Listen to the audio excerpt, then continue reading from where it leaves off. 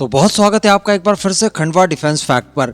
आज की इस वीडियो में हम लोग एक बहुत ही बड़ी ऐतिहासिक खबर को लेकर डिस्कस करेंगे, क्योंकि बताया जा रहा है कि फाइनली भारत और रशिया अब भारत के अंदर ही सिविलियन एयरक्राफ्ट भी बनाने की तैयारियां कर चुके हैं। तो इससे बड़ी और क्या ही खबर हो सकती है। चलिए पूरा संदर्भ समझते हैं, किस तरह का MOU दोनों देशों के बीच में साइन हुआ है, सारी चीजों को क्रिस्टल क्लियर करेंगे आज की इस वीडियो में। आप बस इसी तरह की वीडियोस के लिए चैनल को सब्सक्राइब जरूर कर दीजिएगा और इस वीडियो को लाइक करना बिल्कुल मत भूलिएगा। अब देखिए, वीडियो में आगे बढ़े इससे पहले मैं आपको ये भी बता दूं कि इस खबर को मैंने 2 बजे से पहले ही अपने अरट्टे पेज पर शेयर कर दी थी। तो आप भी इसी तरह की महत्वपूर्ण खबरें और इससे कई ज्यादा लगातार अपडेट्स लेना चाहते हैं तो जोहो अरट्टे पर जाकर खंडवा वाला जरूर सर्च कीजिएगा और उसे ज्वाइन जरूर कीजिएगा। तो देखिए, वर्ष 2022-23 में मैं आपको इस तरह की खबरें काफी बार दे चुका हूँ कि रशिया या फिर ब्राजील के साथ मिलकर भारत सिविलियन एयरक्राफ्ट को तैयार कर सकता है भारत के अंदर, और इन सब चीजों के लिए मन भारत सरकार ने उसी समय बना लिया था। कारण ये था कि वर्ष 2022 में रशिया यूक्रेन के बीच में युद्ध शुरू हुआ था। उस समय आप सभी को याद होगा कि अमेरिका द्वारा और पश्चिमी देशों द्वारा ढूंढ कर रशिया के ऊपर सैंक्शंस लगाए जा रहे थे।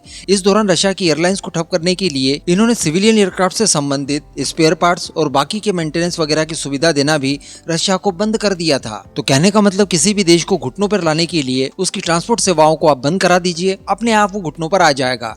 अब अगर भारत की बात की जाए तो देखिए, 2023 से लेकर अभी तक के बीच में भारत द्वारा एयरबस और बोइंग, जिनकी की मोनोपोली चलती है इस क्षेत्र में, इन दोनों कंपनियों के अलावा इस लेवल की अन्य और कोई कंपनी नहीं उपलब्ध है। तो इनसे हम लोगों ने 570 विमान खरीदे हैं। तो अल्टीमेटली अगर इसी तरह की कोई परिस्थिति है जैसे कि रशिया ने फेस की, अगर भारत को भी फेस करना पड़े तो निश्चित तौर पर भारत की एयरलाइंस काफी ज्यादा सफर कर सकती है। इस वजह से अगर आप आत्मनिर्भरता का लक्ष्य लेकर चल रहे हैं तो सभी फील्ड में आपको आत्मनिर्भर होना है। तो अब अगर यहाँ पर आप बिजनेस स्टैंडर्ड की खबर पर नजर डालें, जो कि आपकी स्क्रीन पर दिखाई दे रही है, तो भारत की हिंदुस्तान एरोनॉटिक्स लिमिटेड यानी HAL ने SJ-100 सिविल कम्यूटर एयरक्राफ्ट के उत्पादन के लिए रशिया की public joint stock company United aircraft corporation, जिसे शॉर्ट फॉर्म में USC भी कहा जाता है, इसके साथ एक MOU साइन किया है। मैं आपको बता दूं कि ये जो एयरक्राफ्ट है यानी SJ-100, ये एक ट्विन इंजन, नैरो बॉडी और छोटी दूरी के गंतव्यों पर पहुंचने के लिए डिजाइन किया गया एक एयरक्राफ्ट है, जिसके अब तक 200 विमान ऑलरेडी प्रोड्यूस हो चुके हैं। अब बताया जा रहा है कि भारत की जो एयरलाइंस है, इन्हें क्षेत्रीय परिवहन के लिए यानी लोकल भारत के अंदर ही अगर कहीं आपको जाना हो, इन सब कामों के लिए अपने कस्टमर्स को AJ-100 आसानी से उपलब्ध करा सकती है अपने खुद के बूते तैयार करके। साथ ही इसकी वजह से भारत के अंदर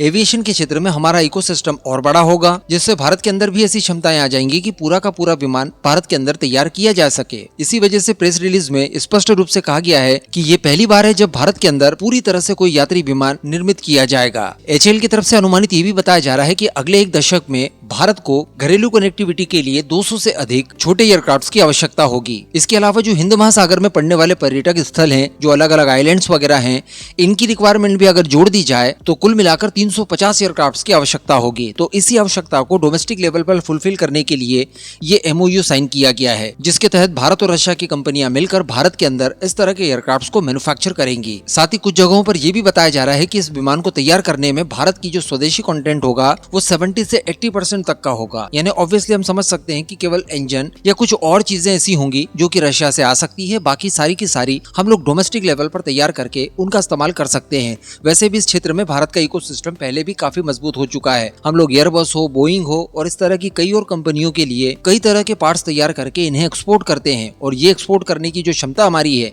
ये लगातार हर साल बढ़ती जा रही है। तो हमारी इन क्षमताओं का इस्तेमाल इस विमान को तैयार करने के लिए किया जा सकता है। बाकी फिलहाल इसमें कोई टेक्नोलॉजी ट्रांसफर वगैरह और IPR जैसी चीजों को लेकर स्पष्टता नहीं बताई गई है। उसके बारे में जब जानकारी मिलेगी तब मैं आपको बता दूंगा। बाकी इस पूरे मुद्दे पर आपका क्या मानना है, नीचे कमेंट करके जरूर बताइएगा।